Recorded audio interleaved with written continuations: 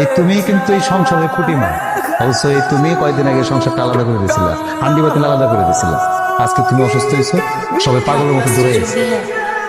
আলাদা করে দেওয়ার পরে দেখো মা, তোমার মাইয়া ঠিকই তার নিজের কাজ করতেছে, কাপড় চোপড় ধোয়, নিজের কাজ নিজে করে। আমার বউ দেখো, নিজে রান্নাবাড়ি করে, নিজের কাজ নিজে করতেছে, কোনো ঝামেলা নাই।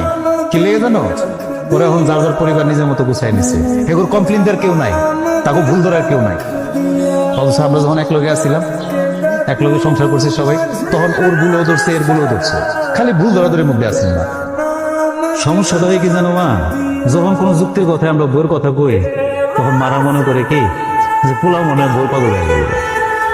আবার তোমার সাথে যখন থাকি, মার সাথে যখন থাকি, মার যুক্তিতে যুক্তি মিলাই, তখন বউ মনে করে কি জানো মা, আমি মা পাগল হয়ে গেলাম। আসলে এটা না মা, ছেলে মানুষ পুরুষ মানুষ সংসারে শান্তি চায়, আর কিচ্ছু না। আমি তো ওনাকে মেলা খারাপ ব্যবহার করছি।